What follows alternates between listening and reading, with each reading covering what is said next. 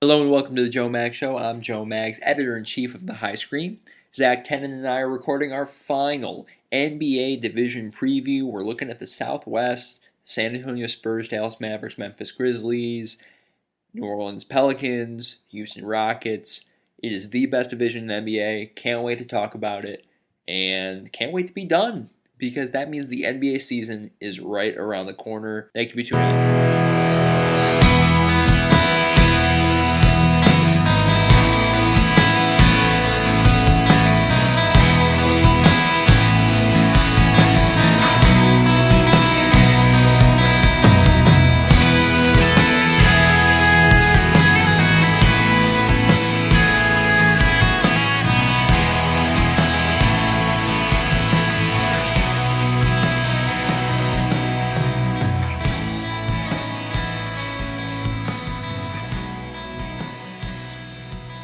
Hello and welcome to the Joe Mag Show. I'm Joe Mags, editor-in-chief of the High Screen. I'm with Zach Tennen, and we're talking about our last NBA division for our preseason coverage, breaking down the Southwest, definitely the best division in the NBA, and not just because of the defending champion Spurs, but this is a division that had 4 teams make the playoffs. That's 4 teams with at least 49 wins last year, a juggernaut division.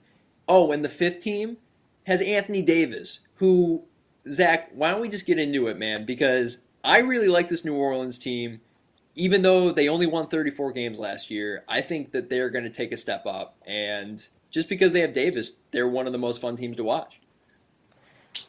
I'm picking them as the 8th seed in the playoffs, in fact. It's risky, but I think they're capable of it. I have a question for you, though. Anthony Davis, I've seen a lot of talk about, there's always a lot of talk about who would you take first as your franchise player, LeBron, Durant. Durant's usually the first answer. Would you agree now because of age? Yeah, I think Durant at this point, if you're starting a franchise, you would take him ahead of LeBron because there's just more mileage. And then you throw Anthony Davis into the equation. So where would you take Anthony Davis is my question to you. I think right now, coming off Team USA experience overseas, Anthony Davis is the most valuable player in this league as far as if you're starting a franchise. I really believe that because, look, Durant's amazing. He's the best scorer on the planet. He'll probably win like half a dozen more scoring titles. But this is unfair to say, but Durant alone doesn't win you a championship. But what's really interesting about Anthony Davis is he's heading into his 3rd year in the NBA, and he just led the NBA in shot blocks last year. So we're only scratching the surface of what he can be, and he's already the best shot blocker on the planet and a guy who can average 20 points a game. And he was really playing out of position. I mean, they bring in Omar Ashik this year, and I think finally they're going to let Davis play power forward and be able to come over on the weak side. Like, what if he averages 4.5 blocks or something? Like, that could happen. I think Davis is a game changing player, and he's still 21. So I would take Davis. I can see your point. It'd be a tough call over Durant, but getting Omer Asik, I think was very big. It was a very big acquisition. I think that was one of the most underrated offseason acquisitions. And Anthony Davis sliding over to power forward, I think will make him even more dangerous on offense because people have already seen his jump shot is somewhat respectable at least, and it's getting a lot better. So, I'd compare him to, if he keeps going this direction, I'd compare him to like a Kevin Garnett. Yeah, I think he's very comparable to Kevin Garnett, and to even extend that metaphor, Garnett really changed the way that interior players play defense. I think a lot of people refer to him as the father of the modern interior defense, and I think Davis could be that kind of guy too. I think with a guy like Davis in the league affecting shots like that, it's going to change the way everyone else has to approach offense, and by extension defense. You just have to account for him so much. It's like how Steph Curry has changed offense, but maybe even to a further extent. We really don't know. I mean, like I said, Davis one of these years might just average 4 or 5 blocks a game, and and completely eliminate the layup from the other team. I don't know. But New Orleans is good. You have them as the eighth seed. A lot of people don't have the balls to make that pick. I think they could be that good too. A lot of people are shying away from it, but when you have a guy like Anthony Davis, who I think will make his first All-Star team this year, why not? They're going to be really good. Zach, why don't we move on to Memphis? Memphis made the playoffs last year. They won 50 games. I wrote a piece about Marc Gasol last week, and the Grizzlies were the best team in basketball after Marc Gasol came back. They only lost in the first round against the Thunder because I don't really remember why. They should have won that series. They ended up dropping a couple late games, and the Thunder advanced. I think if you play the playoffs, out 10 times, maybe they advance 5 or 6 of those times. They might have just been the better team. But Zach, what do you think this Memphis team is capable of in? I think this is the 4th year with this same starting lineup. What do you think for this team? Well, Joe, if you're up on things, Memphis is good, right? Memphis is no joke. Definitely not a joke. Yeah, Memphis has been a playoff contender since 2011, and they've done some damage in the playoffs. And when they go out in the first round, they never go out easy. They go out with a fight. They split with the Clippers in 2012 and 2013, I believe. They took the Thunder to 7 games last year. And the year before that, they upset the Spurs when they were the 8th seed. So in the era of Zach Randolph, Marc Gasol, and Mike Conley, this Grizzlies team is one you got to give credit to and one that you can never count out. And I want to shout out Tony Allen. I got into a Twitter battle with one of my favorite guys that I follow online, and he was saying, who's the better player, Tony Allen or Dion Waiters? And I'm a Syracuse guy, and I said straight up it's Tony Allen, and I was getting laughed at because, Tony Allen's he's a zero on offense. First of all, hey, he's not a great shooter. Everyone knows that, but he takes you to the rack hard. He finds ways to get points. It's not like he's effortless on offense, and he changes the game on defense. There just aren't guys who do what he does on the perimeter, the way he attacks even the Chris Pauls of the world. And at times during that OKC series, he just was everywhere. He was constantly affecting shots. He was getting after guys, just shutting down fast breaks. Tony Allen is no joke. That guy is a force. You make a great point because without him, the Grizzlies aren't the same team they've been over the last 5 years because he's that one defensive player who's always willing to take on the best offensive player, and it's usually a star. And, it's not really – you're not always going to shut the star down, but you're going to affect them in one way or another mentally. And Tony Allen he's been a beast defensively ever since he's gotten into this league, but he is getting a little older, so he's not quite as athletic as he used to be. Yeah, I think the key for Memphis, they don't match up well against San Antonio, and it's pretty simple math to figure out why. When San Antonio is shooting well over 50% from the field and they're shooting 40%, it's tough for them to win. But I think if Memphis can avoid San Antonio and maybe a team like the Clippers or the Thunder, if they can handle San Antonio, I think Memphis matches up well against everybody else. I think if Memphis plays OKC, I think if they play the Clippers, I think if they play the Warriors, I think Memphis would win. I think it's really a matter of can they avoid the Spurs or not, because I think they're a legitimate NBA Finals threat.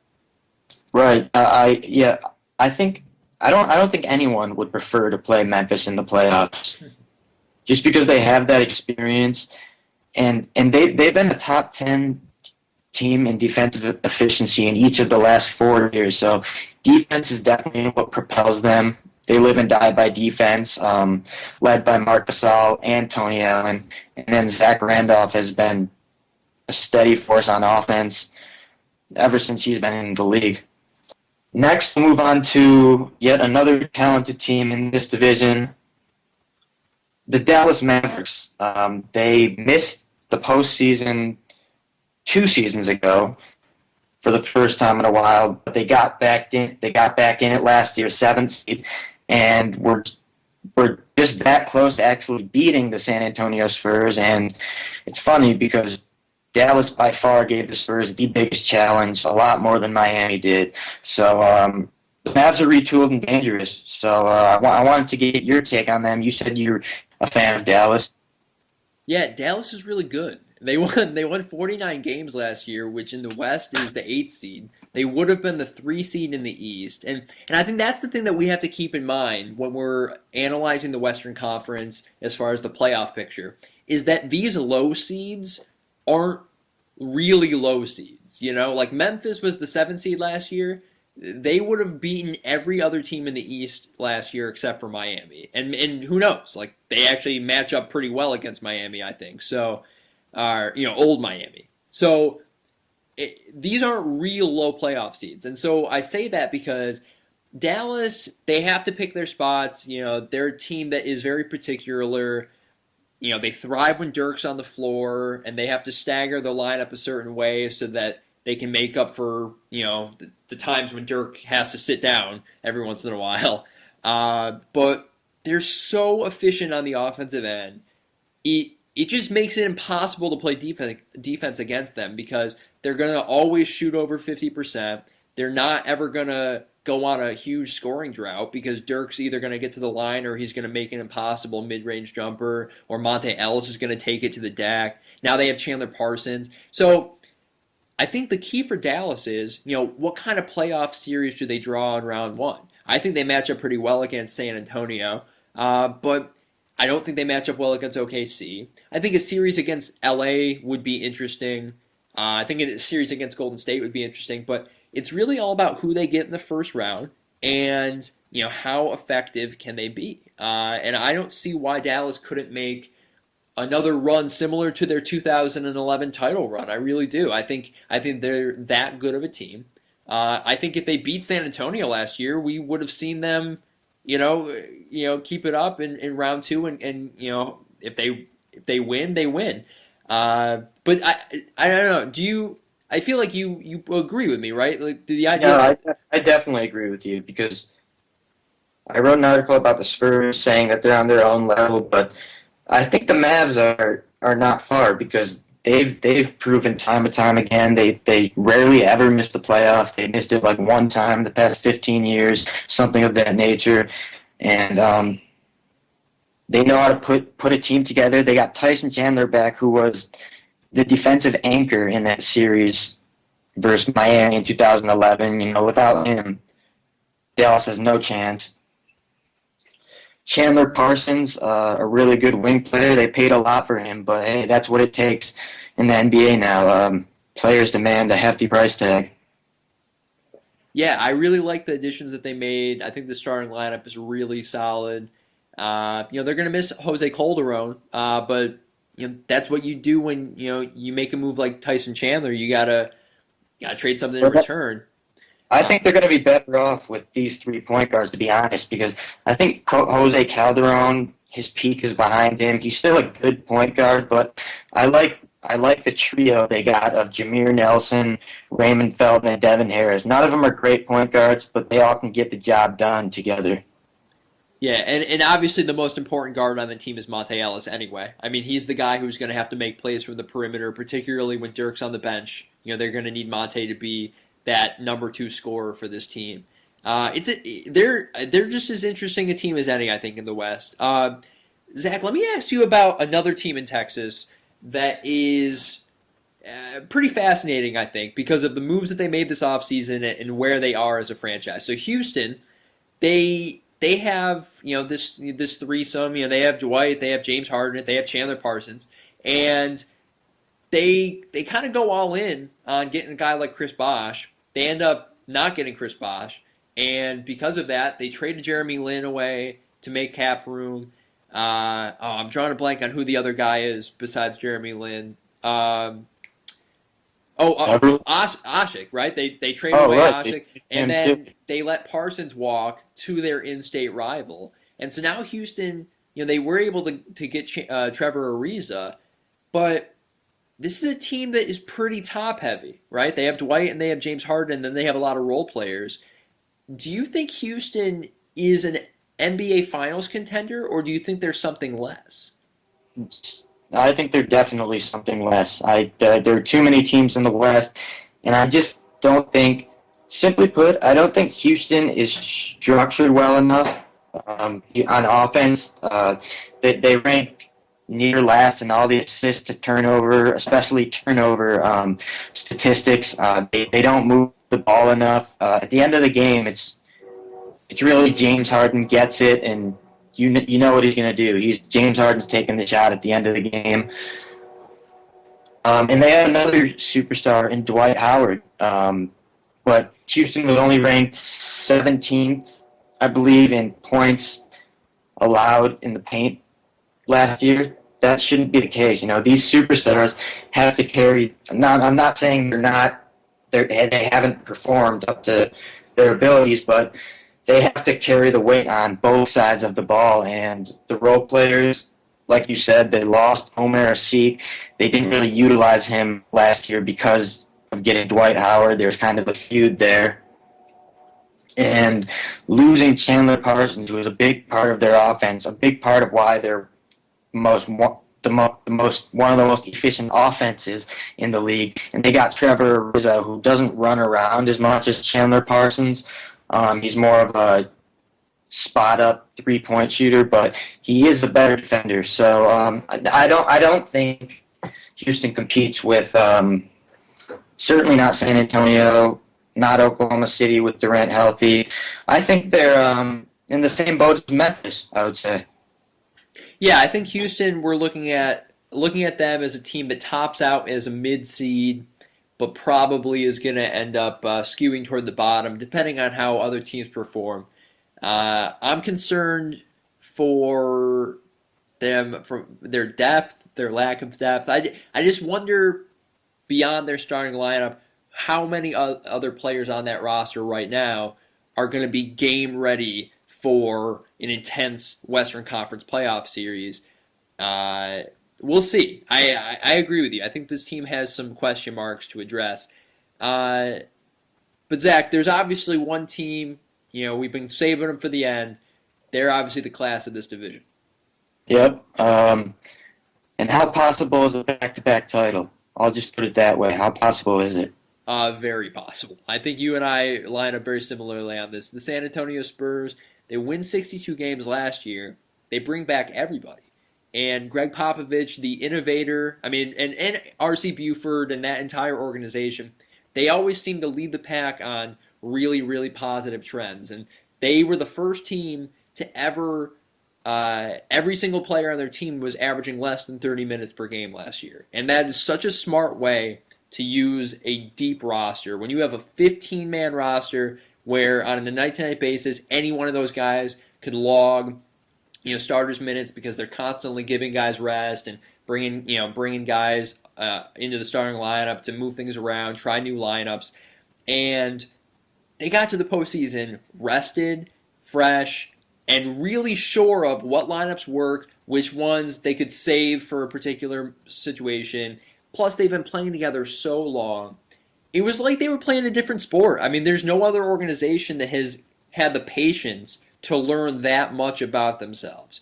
And I think that they could do the same thing. I brought up in our Pacific Division breakdown, I think the Clippers are the most talented team in the West. And I think OKC, when healthy, can make the same claim. But that's not why San Antonio won the title last year. They won the title because they played the team game of basketball so much more efficiently than everyone else on both ends. They don't waste possessions. They always get the best shot. And I think they could just do it again. My concern, though, Zach, even with those minutes restrictions last year, it's tough to play 100 games in a season, back-to-back years. Can they really do it for a third year in a row? And that's not even an age thing. Can they do it 3 years in a row? I don't know. That would be pretty unprecedented. Yes, they can, because they're the San Antonio Spurs. I like seeing the Spurs win because they deserve to win. They put in all the work. They have a intelligent innovator as a coach. They have Tony Parker, who I believe is the best point guard in the league. Most people don't agree with me. And like you said, they've been together so long, and they know each other so well, and Popovich knows how to exploit the weaknesses of the other teams. I think San Antonio is a top 3 seed at worst. And they'll be similar to how they were last year, but even with guys getting better like Kawhi Leonard, who's a stud, and he's a fantastic defender, and he's pretty good on offense too. So I think the Spurs are capable of winning another championship for sure. Yep. Now, just to wrap things up, you and I aren't going to make any predictions here on the pod, but I do think it's really important for the Spurs to get the 1 seed, because that's an advantage that shouldn't be ignored from last season. Is they had the best record in the NBA, and they got to play 4 home games in each of their series, and we saw how important that was in the first round, because they got to end the series at home, and they ended up taking care of Dallas pretty handedly. But those first 6 games were all tight. If they had to go back to Dallas for Game 7, who knows if we're talking about them as the defending champions. How important do you think it is for San Antonio to have the 1 seed compared to a team like Los Angeles or Oklahoma City? I think it would be.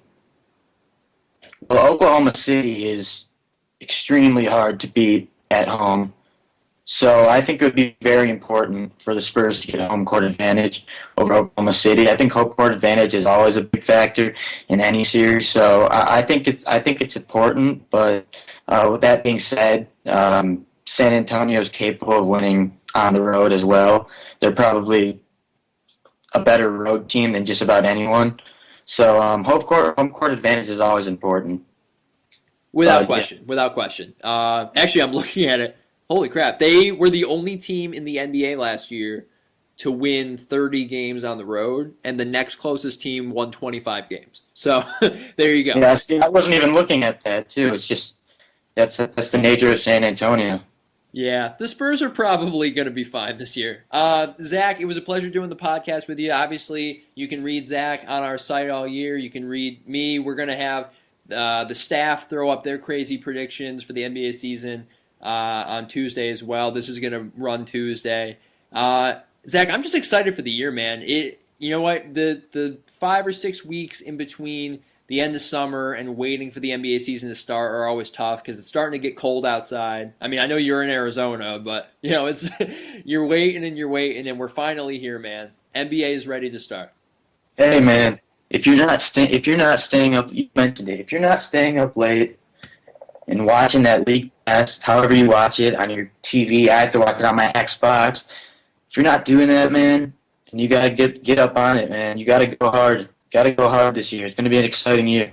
It's going to be a very big year. Well, we thank you for tuning into the pod, and we thank you for supporting the high screen.